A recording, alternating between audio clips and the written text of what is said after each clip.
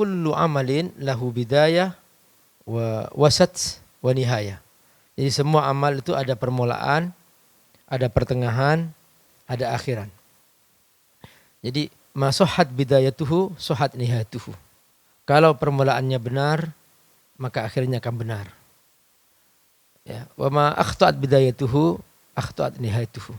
Kalau permulaannya salah, maka akhirnya salah. Nah, salat ini juga demikian.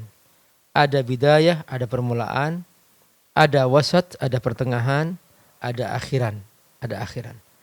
Permulaannya adalah wudu, bersuci. Pertengahannya adalah af'al wa harkat, wa qiraah, muftatahatun bit takbir, wa muftatahatun bit taslim.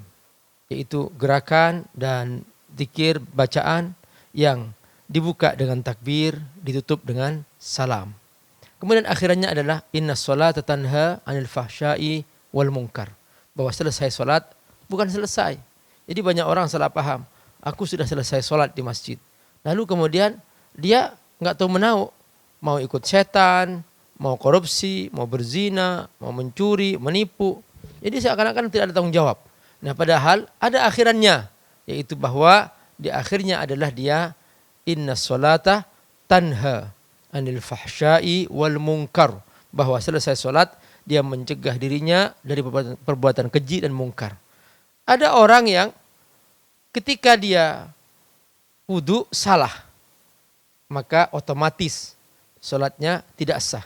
Ini yang pernah Rasulullah SAW perhatikan kepada salah seorang yang berwudu. Tiba-tiba dia ternyata wudunya kurang sempurna. Kata Nabi, innaka lam tusalli, kau belum salat. Saya begitu Nabi berkali-kali. Dan bahkan dia kelihatan oleh Nabi, dia tidak sempurna mencuci kaki sebelah belakang. Langsung Nabi menegurnya, wailun lil aqabi minan nar. Masuk neraka orang yang kaki sebelah belakangnya tidak kena basuh air wudu itu. Artinya apa? Bahwa Nabi sangat perhatian dengan wudu. Dan sekarang misalnya ini, kita dalam wudu, itu sangat luar biasa kalau kita ikut program wudu ini. Ini bisa melebihi sterilnya pakai alkohol dan sebagainya. Karena apa? Karena ternyata pesan Nabi itu dalam berwudu, al-isbagh fil wudu. Yaitu kita kalau berwudu itu dengan sungguh-sungguh, berkumur-kumur, kemudian mengistinsyak, ya, menghirup air. Itu luar biasa. Dan bahkan kita kalau berwudu membasuh tangan, itu semuanya dengan dicelah-celahin, bahkan ma'at tadlik, diurut-urut supaya kita benar-benar lebih bersih. Coba virus yang mana yang akan melekat ketika ternyata kita benar-benar mengikuti panduan Nabi cara berwudu. Makanya para sahabat belum pernah terdengar kita bahwa mereka kena virus karena mereka ikut panduan wudu dengan benar. Jadi memang dalam wudu itu ada fardu, ada rukun, ada sunnah. Tapi semuanya itu satu rangkaian supaya kita benar-benar maksimal dalam berwudu.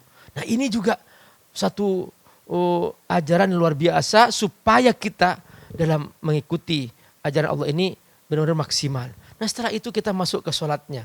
Nah di sholatnya ini juga kita diantaranya harus khusyuk. Nanti kita akan berdalam oleh sya'alit tentang khusyuk. Ini luar biasa nanti kita akan bahas nih.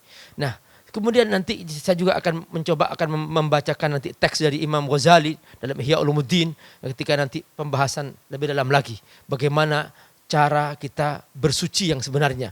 Masya Allah luar biasa. Dan juga di bagian akhir ini adalah merupakan kewajiban yang tidak bisa dihindari. Makanya apa kata Nabi? Kam min shaimin laisa lahu min siyamihi illa al-ju' wal 'atash. Ini kita sebentar lagi akan masuk bulan Ramadan. Berapa banyak orang yang berpuasa tapi karena ketika berpuasa dia suka berbohong, suka menipu, maka dia hanya kebagian laparnya dan hausnya. Kenapa? Karena semua pahala puasanya dimakan oleh dosanya.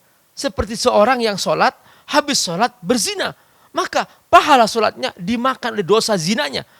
Ini dia yang hanya kebagian rukuk sujudnya, tapi tidak kebagian pahala sama sekali.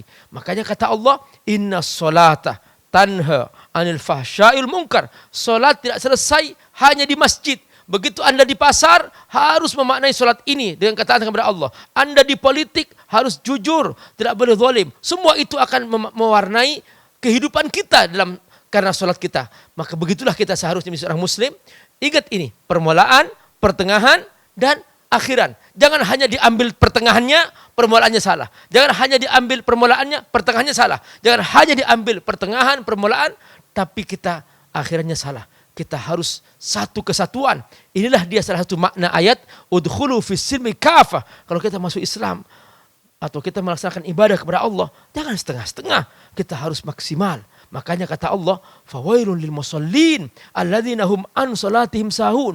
Sekalipun ayat ini sebetulnya ketika turun untuk orang munafik, tapi ternyata di sini untuk menggambarkan bahwa setiap solat yang ternyata membuat lalai kepada Allah, ternyata itu juga menjadi penyebab seseorang masuk neraka. Na'udzubillah min dzalik.